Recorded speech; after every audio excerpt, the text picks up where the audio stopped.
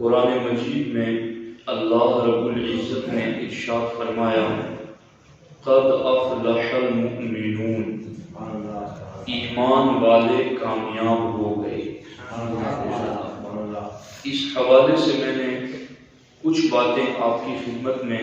گزشتہ سنی اجتماع میں عرض کر دی ہیں۔ آئندہ آیات میں اللہ رب العزت نے ان کامیاب ایمان والوں کی صفتیں بیان کی ہیں کہ وہ کامیاب ایمان والے کون ہیں۔ تو سب سے پہلی صفت جو کامیاب ایمان والوں کی اللہ نے قرآن میں بیان کی ہے وہ یہ ہے الذین هم فی صلاتہم خاشعون۔ کامیاب ایمان والے وہ ہیں جو نماز خشوع کے ساتھ یعنی جی لگا کر پڑھتے ہیں۔ اب یہ جی لگا کر نماز پڑھنا، خشوع کے ساتھ نماز پڑھنا، یہ کسے کہتے ہیں؟ اس حوالے سے بھی میں کچھ باتیں گزشتہ اجتماعات میں آپ کی خدمت میں عرض کر چکا ہوں۔ بزرگان دین کی زندگی میں جب ہم دیکھتے ہیں کہ خشوع یعنی جی لگا کر نماز پڑھنا ان کی زندگی میں کیسے رچا اور بسا ہوا تھا، تو ہمیں ان کی زندگی میں صالحین،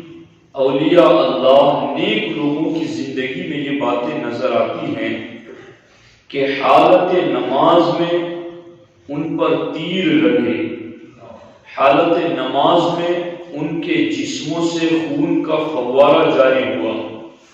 حالت نماز میں جسم میں پیوستہ تیر نکال لیا گیا، حالت نماز میں جسم کا کوئی حصہ کاٹ دیا گیا،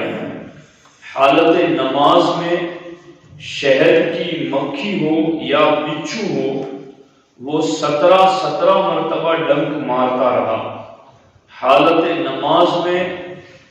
ان کے سر پر چھت سے سانپ گرا یہاں تک کہ ان کے گلے میں آ کر وہ پھندا بن گیا، حالت نماز میں ان کی سجدہ گاہ پر آ کر کے سانپ پھن کھولے بیٹھ گیا۔ مگر بزرگان دین کی زندگی یہ بتاتی ہے کہ ان تمام حالتوں میں ان کی نماز میں کوئی فرق نہیں آیا، چاہے ان کے جسم پر سانپ لپٹ گیا ہو تب بھی وہ جی لگا کر نماز پڑھتے رہے، ان کی پیشانی کی جگہ پر، سجدے کی جگہ پر پھن کھولے سانپ بیٹھا رہا پھر بھی وہ جی لگا کر نماز پڑھتے رہے، جسموں پر تیر لگے، خون جاری ہوا پھر بھی جی لگا کر نماز پڑھتے رہے،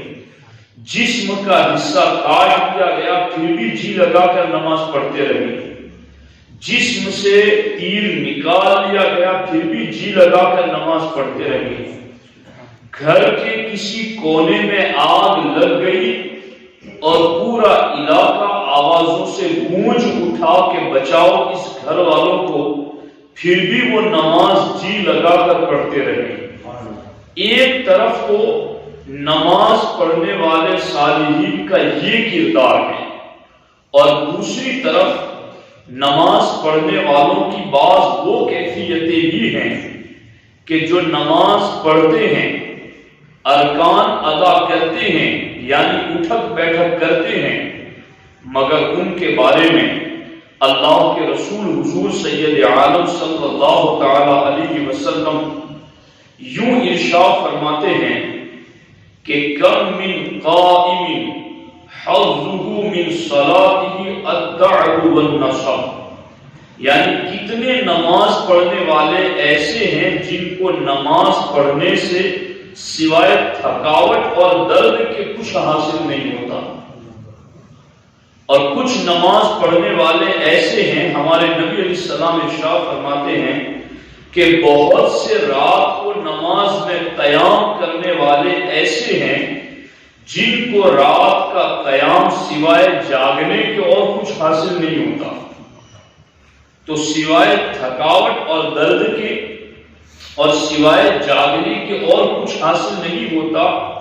ایک طرف ایسے بھی نماز پڑھنے والے ہیں اور ایک طرف وہ صالحین بھی ہیں کہ جن کے اوپر بڑی بڑی مصیبتیں، تکلیفیں، حالتیں نماز میں آ گئی، مگر پھر بھی نماز کی حالت سے وہ اپنا منہ نہیں پھیرتے۔ تو اب ہمیں پتہ لگانا ہے کہ ہم کس سمت میں کھڑے ہوئے ہیں، اور اگر ہم کسی مخالف سمت میں کھڑے ہوئے ہیں تو کیا ہم یہ ارادہ کرتے ہیں کہ منزل کی طرف جائیں؟ اور اگر منزل کی طرف جانے کا ارادہ کرتے ہیں تو کیا اس کا علم ہے ہمارے پاس؟ اور اگر علم ہے ہمارے پاس تو پھر ہم کتنی تیزی سے منزل کی طرف بڑھتے ہیں؟ یہ ساری چیزوں کا ہمیں آج کے اس سنی اجتماع میں جائزہ لینا ہے تاکہ ہم اپنی نمازوں کی اصلاح کر سکیں۔ چونکہ میں نے 10 حدیثوں کا یہ خلاصہ پڑھا ہے کہ نماز رزق میں بھی برکت لاتی ہے، نماز چہرے کا نور بھی بڑھاتی ہے، نماز مومن کا دل بھی نرم کرتی ہے، اور نماز بندے کے گھر میں رزق کے دروازوں کو بھی کھول دیتی ہے، اور نماز جہاں اس کے لیے پل صراط پر چلنا آسان کرے گی، وہیں پر نماز قیامت کے دن اس کے آگے پیچھے دائیں بائیں نور بھی بن جائے گی۔ یہی نماز بندے کو رب کا دیدار کرائے گی، اور یہی نماز بندے کا ہاتھ پکڑ کر اسے جنت کے گیٹ تک پہنچائے گی۔ تو جس نماز کا دنیا کی زندگی اور آخرت کی زندگی ہر جگہ، جس نماز کا رشتہ مضبوط ہے، کیا وہ نماز ہم اس طریقے پر پڑھتے ہیں جو طریقہ شریعت نے چاہا ہے؟ کیا ہم اس کے مطابق پڑھتے ہیں جو اللہ اور رسول نے بتایا؟ کہیں ایسا تو نہیں کہ ہم بھی صرف تھکاوٹ اور درد کے علاوہ کچھ نہیں پاتے؟ کہیں ایسا تو نہیں کہ ہم بھی سوائے قیام کے اور ہر چیز سے محروم رہ جاتے، سوائے جاگنے کے ہر چیز سے محروم رہ جاتے؟ تو اس لیے ہمیں جائزہ لینا ہے کہ ہم نماز کیسے پڑھیں۔ اس سلسلے میں امام فخر الدین رازی رضی اللہ تعالی عنہ اور امام خازن، ان دونوں مفسرین نے اور ان کے ساتھ ساتھ دیگر مفسرین نے خشوع کی تعریف بیان کی ہے کہ یہ جی لگا کر نماز پڑھنا، اس کا کیا مطلب ہے؟ تو اس کا مطلب بتاتے ہوئے ارشاد فرماتے الخشوع من افعال القلب، کہ بعض علماء یہ کہتے ہیں کہ خشوع یہ دل کا کام ہے، یہ دل کا کام ہے، خشوع دل کا کام ہے۔ دل کا کون سا کام خشوع ہے؟ الخوف والرغبہ۔ دل کا کام یہ کہ بندہ حالت نماز میں اللہ کا خوف رکھے، اس کو خشوع کہتے ہیں۔ اور دوسرے بعض علماء یہ کہتے ہیں من افعال الجوارح، کہ خشوع انسان کے ظاہری اعضاء کا کام ہے، اور وہ ظاہری اعضاء کا کام کون سا؟ کالسکون وترک الالتفات وغض البصر، کہ بندہ نماز میں سکون سے کھڑا رہے، وترک الالتفات اور ادھر ادھر دھیان نہ لے جائے، وغض البصر اور نگاہیں جھکا کر رہے، اسے خشوع کہتے ہیں۔ لیکن امام خازن اور امام رازی دونوں فرماتے ہیں لا بد من الجمع بین افعال القلب والجوارح وهو الاولی، فرماتے ہیں بہتر اور افضل یہ ہے کہ خشوع دل کا بھی کام ہے اور جسم کے اعضاء کا بھی کام ہے۔ کیا مطلب؟ خشوع تب ملے گا جب نماز کی حالت میں دل پر خدا کا خوف غالب ہو اور ظاہری اعضاء کے ذریعہ ادھر ادھر دھیان نہ ہو، نگاہیں جہاں رکھنی ہے وہاں جھکی ہوئی ہو، اور سکون کے ساتھ بندہ نماز ادا کرے، تو دل اور جسم کے اعضاء دونوں کا خشوع پیدا ہوگا، تو پھر ایسے بندے کی نماز کو اللہ اپنی بارگاہ میں قبول فرمائے گا۔ تو اب ہماری کیفیت یہ ہوتی ہے کہ دل بھی ہمارا اللہ کے خوف سے مالا مال نہیں ہوتا اور ہمارا ظاہری جسم بھی حرکتیں، التفات، ادھر ادھر توجہ، ادھر ادھر دھیان میں اور ادھر ادھر نگاہیں بھٹکا کر دیکھنے میں پوری نماز گزر جاتی ہے۔ تو نہ دل والا خشوع اور نہ ظاہر والا خشوع، ان دونوں خشوع سے ہماری نمازیں بالعموم محروم ہیں، جس کی وجہ سے نماز کا وہ لطف ہمیں نہیں ملتا جس لطف کی بشارتیں اللہ اور اللہ کے رسول نے قرآن و سنت میں عطا فرمائی۔ اس لیے ہم پر لازم ہے کہ ہم اپنی نمازوں کا جائزہ لیں۔ اب اس سلسلے میں چونکہ ظاہر کا خشوع اور باطن کا خشوع دونوں ہونا چاہیے۔ ظاہر کا خشوع یہ کہ جسم پرسکون ہو،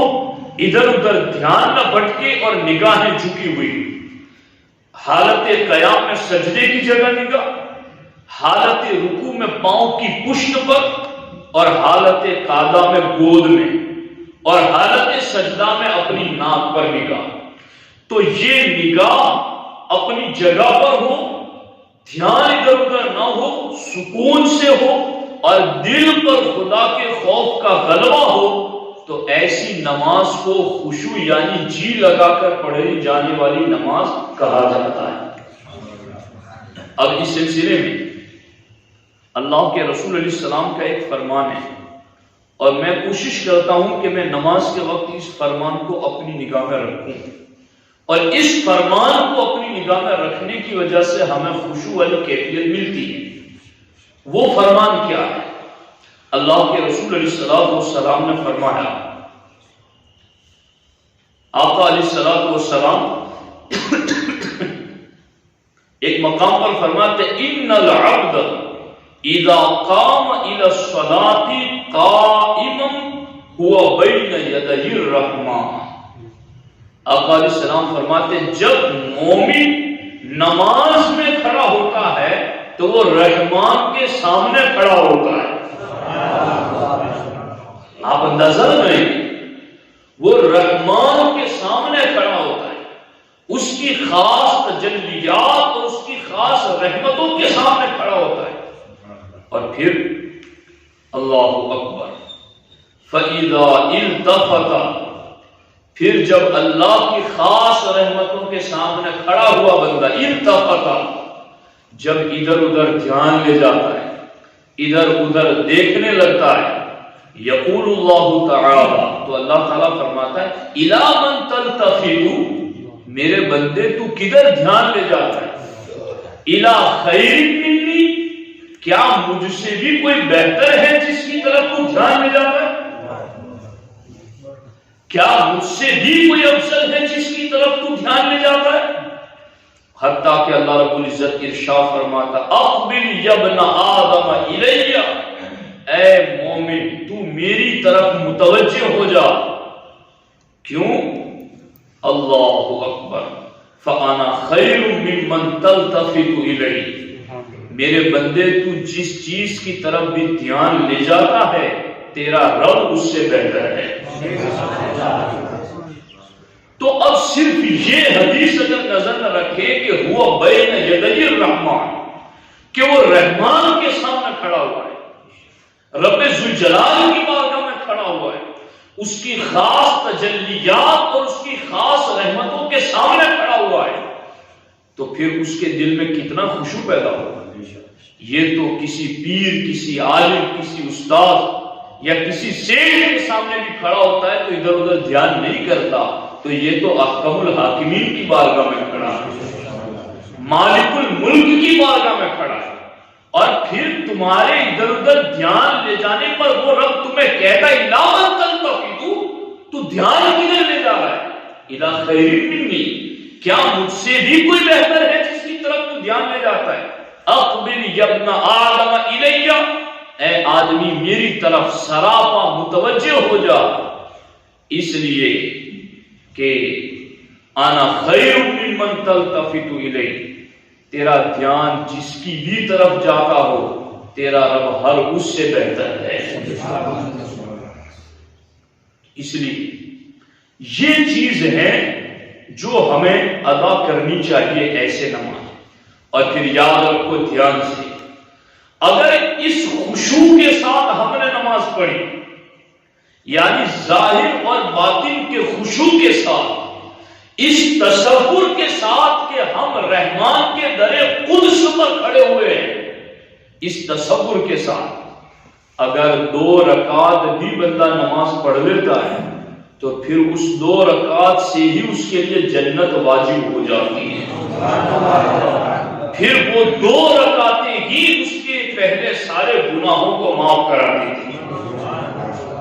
اللہ کے رسول علیہ السلام نے ارشاد فرمایا، صحیح مسلم، ابو داؤد، سنن نسائی، تینوں میں یہ حدیث پاک موجود ہے. ہمارے آقا علیہ السلام ارشاد فرماتے ہیں، جو مسلمان بھی اچھے طریقے سے وضو کرتا ہے پھر اس طرح کھڑا ہو کر نماز پڑھتا ہے کہ وہ ان 2 رکعتوں کی طرف اپنے دل اور چہرے سے متوجہ رہتا ہے، یعنی اس کا دل بھی نماز میں ہوتا ہے، اس کا جسم بھی نماز میں ہوتا ہے. ہمارے آقا فرماتے ہیں ایسے مومن کے لیے جنت واجب ہو جاتی ہے. آپ اندازہ لگائیں. اور دوسرے مقام پر صحیح مسلم شریف، بہقی شریف اور کنز الامات، اللہ کے رسول علیہ السلام فرماتے ہیں، جس مسلمان شخص پر فرض نماز کا وقت آئے اور وہ اس نماز کا اچھی طرح وضو کرے اور پھر نماز میں اچھی طرح خشوع جی لگا، ظاہر اور باطن کا خشوع، اور اچھی طرح رکوع کرے تو وہ نماز اس کے پچھلے گناہوں کا کفارہ ہو جاتا ہے. آپ اندازہ لگائیں کہ اب یہ کورس اور یہ نصاب ان لوگوں کا ہے جو نماز پڑھتے ہیں، کہ جو پڑھتے ہیں وہ ترقی کریں اور آگے بڑھیں اور زیادہ اپنی نمازوں کو درست اور ٹھیک کرنے کی کوشش کریں، اور ہمیشہ ڈرتے رہیں اس چیز سے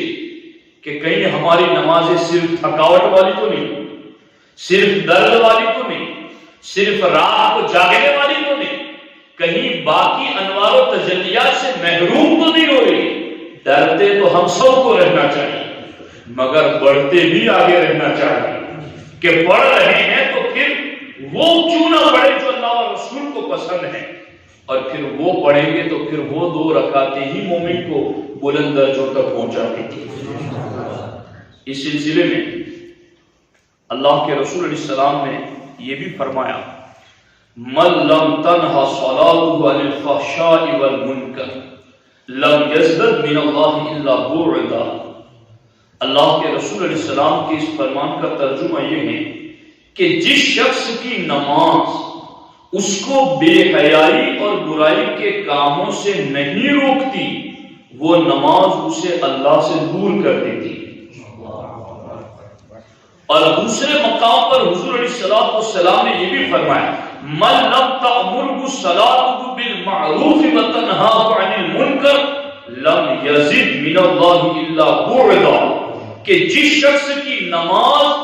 اس کو نیکی کا حکم نہ دے اور برائی سے نہ روکے،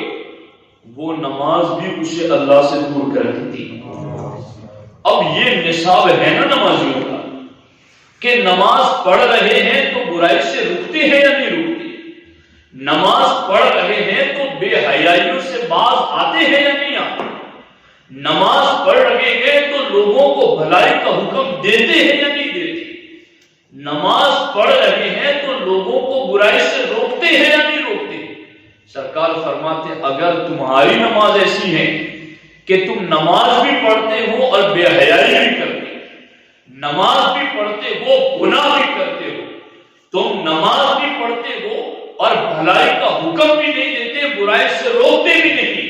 تو سرکار فرماتے پھر تمہاری نماز تمہیں اللہ سے قریب نہیں کرتی، تمہاری نماز تمہیں اللہ سے دور کر رہی ہے.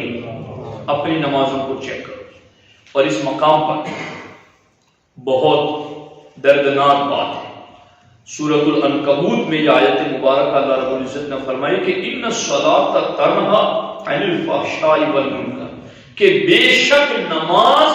بے حیائی کے کاموں اور برائیوں سے روکتی ہے۔ اب یہ آپ سب نے سن لیا، پہلے بھی سنا ہوگا کہ نماز بے حیائیوں سے اور برائیوں سے روکتی ہے، لیکن اگر کوئی نماز پڑھتا ہے پھر بھی بے حیائی سے اور برائیوں سے باز نہیں آتا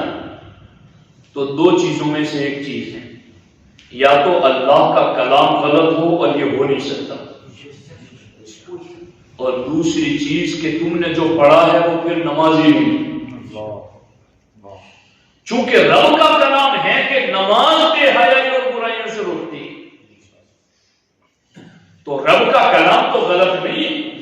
وَمَنْ أَصْدَقُ مِنَ اللَّهِ قِيلًا، اس رب سے بڑھ کر کے بات سچی ہو کس کی سچی ہے؟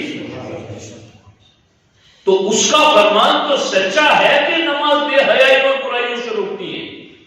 مگر آج کا کوئی نمازی نماز پڑھنے کے باوجود بے حیائی اور برائیوں سے نہیں بچتا ہے تو پھر غور کر لینا چاہیے کہ اس نے نماز جو پڑھی ہے وہ نماز پڑھی ہے یا اس نے کیا کیا ہے۔ جی ہم نے اس لیول پر ہمیں اہل سنت و جماعت کو بھی اصلاح کی ضرورت ہے، مگر ہم نے کئی بدعقیدوں کو یوں دیکھا کہ وہ فجر کی نماز پڑھتے ہی شیئر بازار کی طرف جاتے اور سود کے کاروبار اور بڑے بڑے گناہوں کے بیوبائی، اور نماز کا معاملہ ہو تو بھاگ بھاگ کر کے مسجدیں پڑھتے۔ میں اس پر یہ چیز تو جہاں ایمان نہیں وہاں تو نماز قبول ہی نہیں ہوتی، لیکن یہ درجہ تو اہل ایمان کا ہے کہ جو اہل ایمان ہو کر نماز پڑھتے ہیں اور نماز پڑھ کر کے بھی وہ گناہ کرتے ہیں تو پھر انہیں سوچنا چاہیے کہ جو انہوں نے پریکٹیکل کیا ہے وہ کیا تھا، نماز تھی یا کیا تھا، چونکہ اللہ کا کلام تو غلط نہیں ہو سکتا ہے۔ اس لیے میں آپ کو ایک حدیث پاک سناؤں کہ اللہ کے رسول علیہ السلام نے کیا بات فرمائی۔ سرکار دو عالم صلی اللہ تعالی علیہ وسلم کی حدیث ہے، حضرت جبیر بن نفیر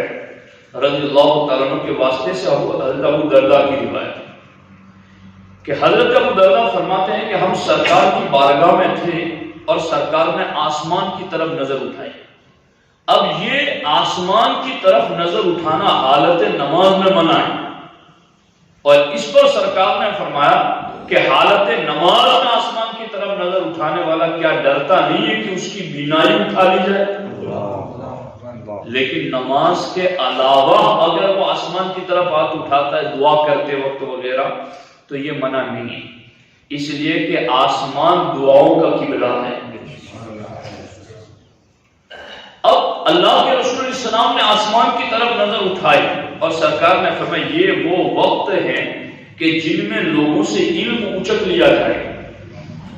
یہاں تک کہ وہ کسی چیز پر قادر نہ ہو، علم اٹھا لیا جائے۔ تو حضرت ابن لبید اور دوسری حدیث میں زیاد بن لبید انہوں نے کہا کہ یا رسول اللہ صلی اللہ علیہ وسلم علم کیسے اٹھا لیا جائے گا جبکہ یہ تو کتابوں میں لکھا جا چکا ہے اور ہم نے اسے یاد بھی کر لیا، تو پھر یہ کیسے اٹھا لیا جائے گا؟ اور دوسرے مقام پر انہوں نے کہا کہ حضور یہ علم کیسے اچک لیا جائے گا جبکہ ہم قرآن پڑھتے ہیں اور خدا کی قسم ہم اپنی عورتوں اور بچوں کو پڑھائیں گے، تو پھر یہ علم کیسے اٹھ جائے گا؟ تو سرکار نے فرمایا کہ اے ابن لبید میں تو تجھے مدینہ طیبہ کے فقہا میں شمار کرتا تھا کہ تو بڑا عقل مند ہے۔ اے ابن لبید کیا یہ تورات اور انجیل یہود و نصارہ کے پاس نہیں ہے؟ پھر بھی ان سے حقیقی علم اٹھا نہیں لیا گیا؟ تو یہ لکھا ہوا تو ان کے پاس بھی ہے، پھر بھی نور علم تو اٹھا لیا گیا ورنہ انہیں ہدایت مل جاتی۔ اللہ کے رسول علیہ السلام نے اس کے بعد فرمایا کہ میں تمہیں بتاؤں کہ سب سے پہلے کون سی چیز اٹھا لی جائے گی؟ تو اللہ کے رسول علیہ السلام نے فرمایا کہ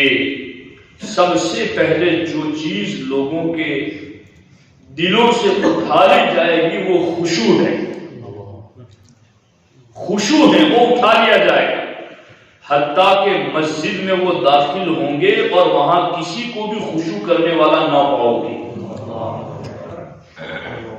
تو سب سے پہلے جو چیز اٹھا لی جائے گی امت سے وہ خشوع ہے، کہ ان کا ظاہر اور باطن حالت نماز میں خشوع والی کیفیت سے محروم رہ جائے۔ جس نماز پر سارا مدار، میں ایک ایک حدیث سے پڑھوں تو ایک ایک کام پر ایک ایک حدیث کا اشارہ ملتا ہے، رزق میں ہو، اولاد میں ہو، گھر کا سکون ہو، چہرے کا نور ہو، عمر کی برکت ہو، آخرت اور قبر کا نور یا حشر کا نور یا پل صراط پر یا میزان پر یا رب کا دیدار، ہر جگہ نماز کام آئے۔ اور سرکار نے فرمایا کہ اسی کا خشوع سب سے پہلے اٹھا لیا جائے۔ اب دیکھو کہ نمازیں بھر بھر کر پڑھیں گے مگر ان میں ایک بھی خشوع والا نہیں ہوگا۔ تو اس لیے جس نمازوں میں سب کچھ اللہ نے رکھا ہے اس سب کچھ کو حاصل کرنے اور رب کو راضی کرنے کے لیے ہمیں خشوع والی نماز ضرور ادا کرنی چاہیے۔ اب اس سلسلے میں چونکہ وقت زیادہ بڑھ رہا ہے، اسی لحاظ سے میں کچھ باتیں آپ کی خدمت میں عرض کرتا ہوں۔ صحابہ کرام رضوان اللہ تعالی علیہم اجمعین اور ان کی نمازوں کا عالم کیا ہوتا تھا؟ روایتوں میں آیا ہے کہ صحابہ کرام جب نماز میں کھڑے ہوتے تھے تو پوری توجہ ان کی نماز میں ہوتی تھی اور اپنی نظروں کو سجدوں کی جگہ رکھتے تھے اور یہ یقین رکھتے تھے کہ اللہ ہمیں دیکھ رہا ہے۔ تو یہ چیز صحابہ کرام کی ہے۔ اور حضرت ابو درداء سے بھی روایت ہے اور حضرت سیدنا ابوبکر صدیق سے بھی کہ سرکار نے فرمایا نفاق کے خشوع سے اللہ کی پناہ چاہو، نفاق والے خشوع سے اللہ کی پناہ چاہو۔ حضور سے پوچھا گیا حضور نفاق کا خشوع کیا چیز ہے؟ تو سرکار نے فرمایا بدن میں تو خشوع ہو مگر دل میں خشوع نہ ہو۔ اس مقام پر دو فرمان ذکر کر کے پھر ایک دو بات عرض کر دیتا ہوں۔ ہمارے آقا حضور سید عالم صلی اللہ علیہ وسلم نے ایک شخص کو حالت نماز میں داڑھی کے ساتھ کھیلتے ہوئے دیکھا، وہ داڑھی کے ساتھ کھیل رہا ہے۔ تو سرکار نے فرمایا لو خشع قلب ھذا لخشعت جوارحہ، سرکار نے فرمایا اگر اس کے دل میں خشوع ہوتا تو اس کے جسم پر بھی خشوع ہوتا۔ اور حضرت عمر فاروق اعظم رضی اللہ تعالی عنہ نے ایک مقام پر ایک شخص کو دیکھا کہ وہ نہایت گردن جھکا کر کے یوں سکڑ کر کے نماز میں کھڑا ہے۔ آپ نے فرمایا اے گردن والے اپنی گردن اوپر اٹھاؤ، خشوع گردنوں میں نہیں ہوتا، خشوع دل میں ہوتا ہے۔ سبحان اللہ۔ تو ادھر حضور علیہ الصلوۃ والسلام نے کہا کہ دل میں خشوع ہوتا تو ظاہر پر ہوتا، ادھر حضرت عمر نے کہا کہ ظاہر میں ہے تو دل میں کیوں نہیں؟ پتا چلا حالت نماز میں خشوع ظاہر میں بھی چاہیے باطن میں بھی چاہیے، اور دونوں میں خشوع ہوگا تو رب کی بارگاہ میں قبول ہوگا۔ اب یہ جو باتیں میں نے کہی نا یہاں پر ابتدا میں کہ حالت نماز میں تیر لگے، خون کے فوارے جاری ہو گئے، حالت نماز میں سانپ گردن میں آ کر لٹک گیا، حالت نماز میں بچھو کاٹتا رہا، شہد کی مکھی کاٹتی رہی، یا سانپ ہن پھیلائے ہوئے سجدے کی جگہ پر بیٹھا رہا، تو یار مولانا یہ بات ہماری سمجھ میں نہیں آتی کہ کیسے ہو سکتا ہے کہ بندہ ایسا کچھ دیکھے یا ایسا کچھ ہو پھر بھی گھبرائے نہیں۔ تو اس پر قرآن مجید نے خود فرمایا ہے کہ حضرت یوسف علیہ السلام کے حسن کو جب عورتوں نے دیکھا تو قرآن کہتا فَلَمَّا رَأَيْنَهُ أَكْبَرْنَهُ وَقَطَّعْنَ أَيْدِيَهُنَّ، کہ جب مصر کی عورتوں نے یوسف کو دیکھا تو ان کی بہت بڑائی بیان کی اور پھل کاٹنے کی بجائے اپنے ہاتھ کاٹ ڈالے، اور انہیں پتہ نہ چلا۔ تو ہمارے علماء کہتے ہیں کہ جو عورتیں جمال یوسف کو دیکھنے میں مصروف ہو جائے، ان کے ہاتھ کٹ جائے، انہیں پتہ نہ چلے، امت مصطفیٰ کے اولیاء صحابہ اہل بیت اگر وہ نماز کی حالت میں رب کے جلوے دیکھنے میں مصروف ہو جائے تو پھر تیر نکل جائے تو کیسے پتا چلے، تیر لگے تو کیسے پتا چلے، پھر سانپ گلے میں آ کر اٹک جائے تو کیسے پتا چلے؟ اس لیے کہ یہاں مرتبوں کی بات ہے۔ ان تعبد اللہ کأنک تراہ، عبادت رب کی یوں کرو کہ گویا تم رب کو دیکھ رہے۔ مولا علی سے کسی نے پوچھا حضور کیا آپ نے کبھی رب کو دیکھا؟ کہ سجدے سے اس وقت تک سر اٹھاتا نہیں جب تک رب کا جلوہ نہیں دیکھ لے۔ تو جمال یوسف میں کمال اتنا ہے کہ انگلیاں کٹ جائے پتہ نہ چلے، تو پھر اللہ کے جلووں میں جو گم ہوں تو پھر ان کی شان ہی نرالی ہے۔ اب یہاں میں آپ کو باتیں تو بہت ساری ہیں، لیکن پیران پیر روشن ضمیر سیدنا شیخ عبد القادر جیلانی رضی اللہ تعالی عنہ کا ایک واقعہ عرض کرتا ہوں۔ قلعہ جواہر میں سرکار غوث پاک کے صاحبزادے سیدنا عبد الرزاق رضی اللہ تعالی عنہ فرماتے ہیں کہ میرے والد صاحب نے مجھے بتایا کہ غوث پاک فرماتے ہیں کہ میں ایک مرتبہ جامع المنصوری میں نماز پڑھ رہا تھا، جامع المنصوری مسجد، اس میں نماز پڑھ رہا تھا، اور میں نے اچانک کسی چیز کے چلنے کی آہٹ سنی، تو میں نے اچانک دیکھا کہ بہت بڑا زہریلا سانپ آیا اور وہ میرے سجدے کی جگہ پر اپنا پھن کھول کر کے بیٹھ گیا۔ اور سرکار غوث پاک فرماتا جب میں نے سجدے کا ارادہ کیا تو اس کو اپنے ہاتھ سے ہٹا دیا اور سجدہ کر دیا، اور جب تشہد میں بیٹھا تو وہ میرے زانوں پر سے چلتا ہوا میری گردن تک پہنچ گیا اور پھر گردن پر لپٹ گیا، اور جب میں نے سلام پھیرا تو پھر وہ نظر سے غائب ہو گیا۔ سرکار غوث پاک فرماتے دوسرے دن ظاہر الجامع کے کھنڈر میں گیا تو وہاں میں نے ایک شخص کو دیکھا کہ اس کی آنکھیں طول میں پھٹی ہوئی، یعنی ہماری آنکھیں یوں عرض میں لمبائی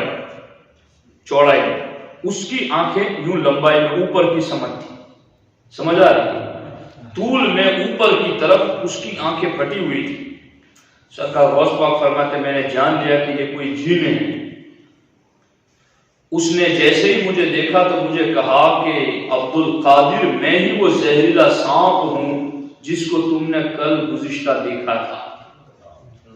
اور یہاں یہ ہمارے گاؤں میں یوں باتیں چلتی ہیں کہ بھائی سانپ جن آخری شکل سانپ کی صورت میں اختیار کرتا ہے اس کے بعد اس کی شکل نہیں بدل پاتا۔ تو اس واقعے سے پتا چلا کہ یہ غلط ہے کہ سانپ کی شکل اختیار کرنے کے بعد بھی جن اپنی شکل میں آ جاتا ہے۔ تو اب یہ، اور میں اس پر یہ بات عرض کر دوں کہ چونکہ لوگ اس وجہ سے لوگوں کو یہ کہتے ہیں کہ اس لیے اس کو مارو مت سانپ جی، کہ یہ جن ہوگا، اور اس پر بھی وعید ہے کہ جو اس خوف سے اس کو چھوڑ رہا ہو مارنا،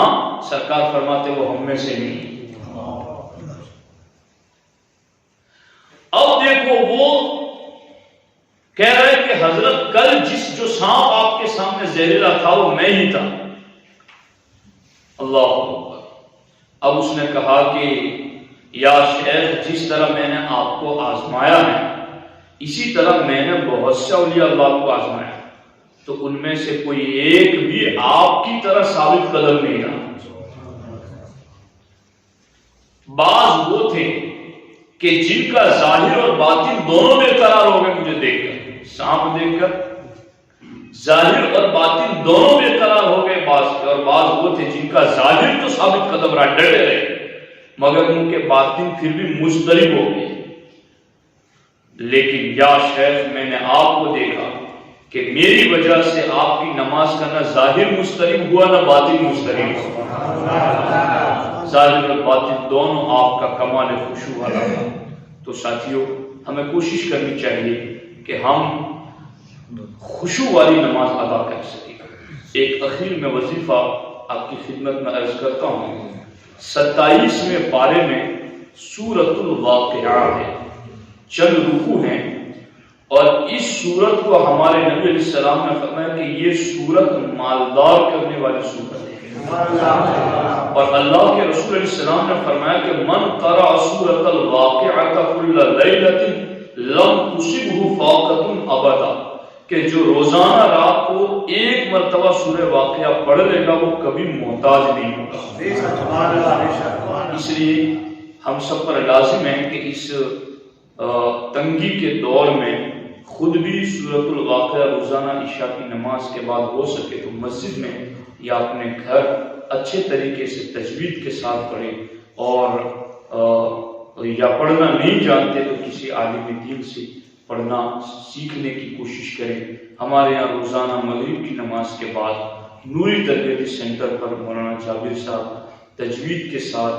قرآن مجید پڑھاتے ہیں۔ آپ سے درخواست ہے کہ آپ اس میں بھی پہنچنے کی کوشش کریں۔ اللہ رب العزت ہم سب کو عمل کی توفیق عطا فرمائے۔ السلام علیکم ورحمۃ اللہ۔